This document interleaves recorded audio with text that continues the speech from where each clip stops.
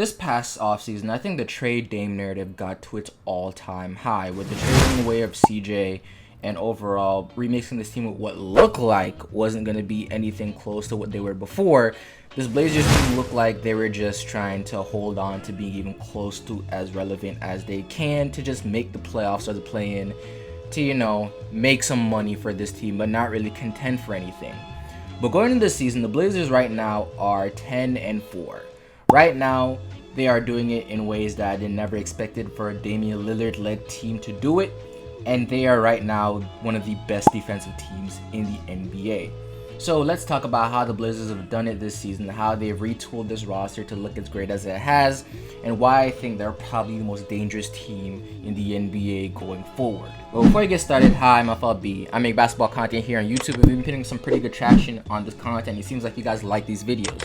So if you do and you enjoy my commentary, please hit that like button, hit the subscribe button. I'd love to have you here. We're trying to get to 5K before the end of the year, and I'd love if you help me with that. And going into this season, a lot of people saw this Blazers roster immediately pinned them as a 10th seed in the Western Conference, or somewhere in the play-in, because this team just didn't look like they had the same level of talent that Blazers teams in the past have had. But right now, with Anthony Simons being a comparable replacement, or probably a little bit even better than CJ has been, with Dame coming back looking exactly like how you expect Dame to be before the injury, and Jeremy Grant playing to an absolute insane level so far this regular season, this entire team has hit a whole new level, and this has been the most cohesive unit I think the Blazers have had for a little minute right now. Even though they're about in the middle of the pack to lower offense in the NBA, and their pace is god awful. They are a very slow team this season. Defensively, that has allowed this team for Damian Lillard to work methodically in the half-court offense and really get the best shot possible for himself, which is why he's shooting 46% from the field and 38% from three, and I expect that three-point percentage to get even better. And right now, that's part of the reasons why Jeremy Grant is shooting nearly 50% from three this season. But they're not the only reason why this team has been doing so well. This team has been a defensive revelation. Justice Winslow has had a resurgence so far in his career, and as a Miami Heat fan, we drafted him and he developed here a little bit. Justice has always been a very, very good defender, but it's always been the fact that he's very injury prone and the offensive woes that has come with his game. And when he was on Miami, a lot of the players here can really take a lot of offensive load off of him, so he couldn't just worry about defense. Here, he's not here to worry about any type of offense. He's here to just worry about being the best defensive player possible. And right now, even though I expect a little bit more from him, Nasir Little has come in this season shooting 43% from three and also being a very good defender for this team. Josh Hart has been a revelation, even though he hasn't been shooting from three well this season. He's doing what Josh Hart does, being a very good defender, a great effort guy, and being one of the best rebounding guards in the entire NBA. Yusuf Nurkic is just being him overall self. This team just looks very, very cohesive. Not to mention their rookie in Shaedon Sharpe that has shown some insane potential so far this season, shooting very well from three even though it's on pretty low volume, but overall showing that he can use his athleticism to be not only a good defender on that end, but he has a lot of development left at just only 19 years old, and he could be a core piece for this Blazers team for years to come. So how does a team that runs Anthony Simons and Damian Lillard up front become one of the better defensive units in the NBA? And that's simply just the scheme and the way they play defense. Right now, Yusuf Nurkic and Jeremy Grant are some two pretty good bodies at the center and forward spots. So right now, they're playing this very hyper allowed threes type of offense that the Miami Heat used to do, in a way where their offense is meant to lock down the paint and allow the most threes possible, but they're doing an insane job of scrambling out and defending those threes, which is why they're top 10 in opponents' three-point frequency, but also top 10 in also opponents' three-point percentage.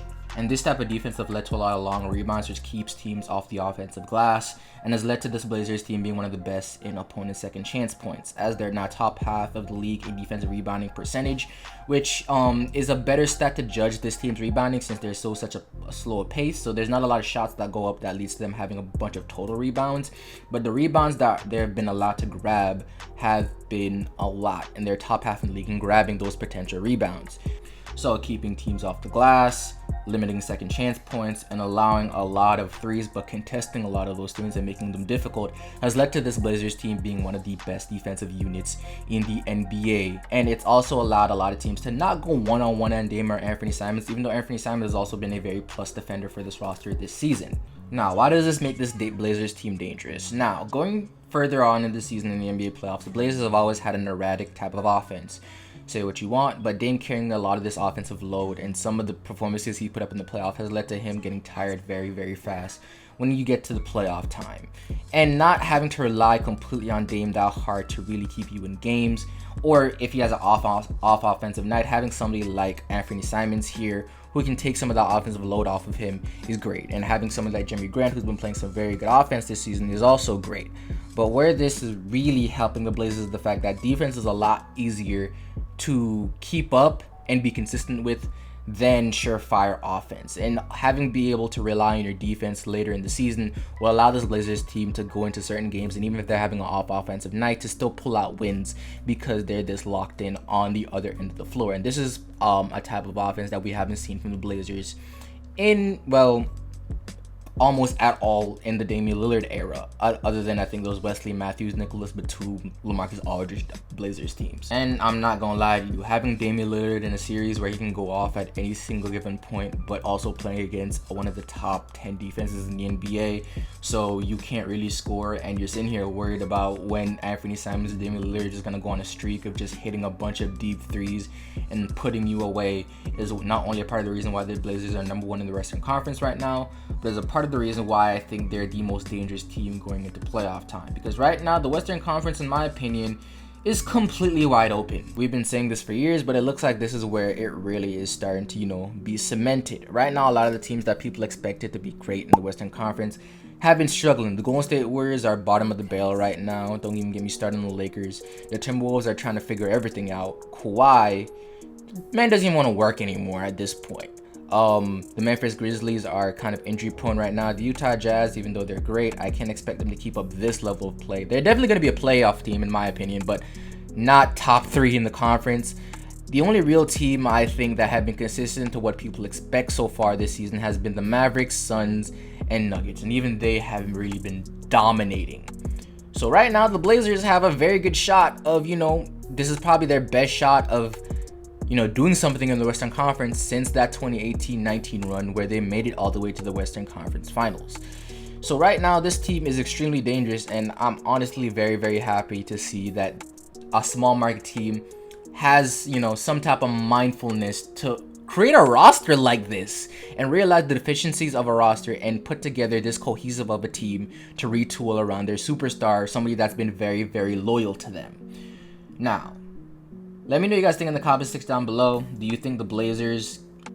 Now, let me know what you guys think in the comment section down below. Do you think the Blazers can keep up this level of play? Do you think their defense can keep up to this level? Please hit that like button, hit the subscribe button if you enjoyed this video. I know I enjoyed making it. I love seeing... Dame is probably my favorite guard in the league, and I just love seeing him be successful.